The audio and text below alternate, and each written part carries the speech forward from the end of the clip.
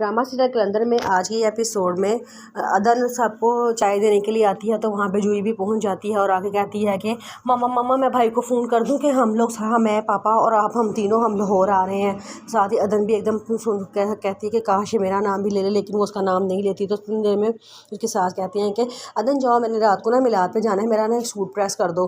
तो कहती है अच्छा। वो सूट प्रेस करने के लिए चली जाती है तो उसकी मम्मा उसको डांटती, तुझे क्या ज़रूरत थी अदन के सामने ही बात करने की कि हम लाहौर जा रहे हैं, तुम चुप करके नहीं बैठती। जी कहती है आप लोगों से तो कोई काम नहीं ना होना, मैं जाके खुद भाई को फ़ोन कर देती हूँ कि हम लोग लाहौर आ रहे हैं, तैयारी पकड़ें। कहती है कि वो चली जाती है। उसकी मम्मा कहती है कि इसके पेट में कोई बात ही नहीं बचती, इसको भी हर बात हर किसी को बताने की पड़ी रहती है। उधर तबरेज़ वहाँ बैठा होता है तो कहता है कि मुझे दिन रात इतना ये लोग काम करवाते हैं और इज़्ज़त मेरी एक टक्के की ही नहीं करते हैं, मुझे इतना जलील करते हैं, इसकी कोई हद ही नहीं। उतनी देर में वहाँ सुंबल आ जाती है और आके कहती है कि तबरेज़ मेरे पास तुम्हारे लिए एक सरप्राइज़ है। तबरेज़ कहता है क्या सरप्राइज़ है। वो कहती है ये चाबी पकड़ो। तबरेज़ कहता है किस चीज़ की चाबी है। वो कहती है कि ना ये देखो तुम्हारे लिए ब्रांड न्यू कार पापा ने निकलवाई है।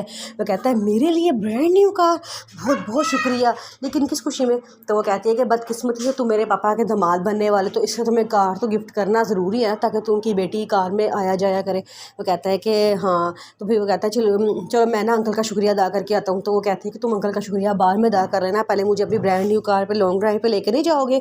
कहता है हाँ हाँ चलो, मैं तो ज़रूर चाहूँगा, मैं तो तुम्हारे साथ टाइम स्पेंड करना चाहता हूँ, तुम ही मेरे साथ नहीं टाइम स्पेंड करती। तो कहता है कि वो कहती है चलो छोड़ो सारी बातें, चलते हैं। फिर वो कहती है कि ना बाहर जब निकलती है तो कहती है कि ना हमें ना शादी की शॉपिंग भी कर लेनी चाहिए, पापा चाह रहे हैं कि जल्द अज जल्द हमारी शादी हो जाए। वो कहता है कि ये तो बहुत अच्छा फ़ैसला किया है, मैं भी यही चाह था, लेकिन मैं कैसे कहता, मुझे शर्म आ रही थी। तो वो कहती है चलो ठीक है, पापा ने कह दिया ना, अब हम शॉपिंग करने के लिए जल्द दुबई जाएंगे। तो वो बड़ा खुश होता है। इतनी देर में वो सुंबल कहती है लेकिन पापा ने एक और बात भी कही है। कहता है क्या। तो वो कहती है कि ना पापा ने कहा है कि ना तुम हमारी शादी में तुम्हारे घर में से एक बंदा भी शामिल नहीं होगा और ना ही तुमने उनको बताना है कि हमारी शादी हो रही है। तबरेज़ कहता है कि ये कैसे हो सकता है, वो मेरे घर वाले हैं, आज नहीं तो कल उनको पता लग ही जाएगा हमारी शादी का, उन्हें कितना दुख होगा। वो कहती है कि मुझे ये बात नहीं पता कि उनको दुख होगा या खुशी होगी, बस मैं ये कह रही हूँ कि हमारी शादी का उनको नहीं पता चलना चाहिए। तबरेज़ सुनता है और चुप हो जाता है। वो कह अब मैं उनको क्या कहूँ। अदन के पास जो लड़की दम करवाने आती है उसका बेटा बहुत बीमार होता है, उसे अचानक हॉस्पिटल ले जाना पड़ता है। अदन भी साथ चली जाती है और वहाँ से उर्फ़ी को भी फ़ोन कर देती है। उर्फ़ी भी वहाँ पहुँच जाता है। अदन उर्फ़ी को फ़ोन करके कहती है कि कुछ पैसों की ज़रूरत है, अगर तुम मदद कर दो। तो उर्फ़ी कहता है कि कोई बात नहीं, मैं आपकी मदद कर दूँगा। उर्फ़ी पैसे लेकर हॉस्पिटल पहुँच जाता है। उस बच्चे का ऑपरेशन करवा देते हैं। जब वो ऑपरेशन करवा कर घर वापस आते हैं तो उसके सास ससुर को बड़ा डांटते हैं, कहते हैं कि अदन तुम्हें क्या ज़रूरत थी इतनी देर रात को देर तक घर से बाहर रहने की। वो तो अदन कहती है कि अम्मी उसका बच्चा बहुत बीमार था, मुझे उसकी हालत देखी नहीं जा रही थी। उससे कहती है कि सारे मोहल्ले की खैर ख्वाही का ठेका तुमने ही उठा रखा है कि तुम ही सबको खैर ख्वाही करोगी, कोई ज़रूरत नहीं है आइंदा से तुम्हें किसी के पीछे जाने की। और फिर तुम इतना इसके बातों में आ गए थे कि तुम इसके साथ बैठे रहे वहाँ हॉस्पिटल में, इसे घर लेके जल्दी वापस क्यों नहीं आए।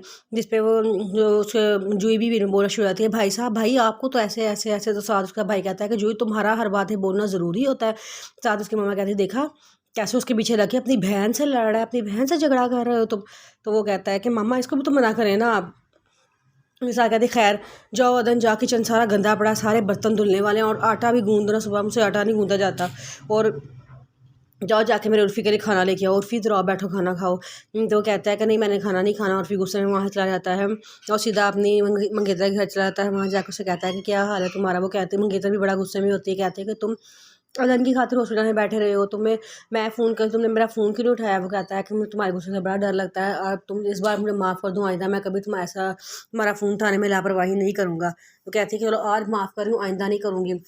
फिर उर्फ़ी कहता है कि तुमने क्या पकाया। वो कहती है बिरयानी पकाई है। तो वो कहता है मुझे चखाओगी नहीं। तो कहती है चलो ठीक है, मैं तुम्हारे लिए बिरयानी डाल के लेके आती हूँ।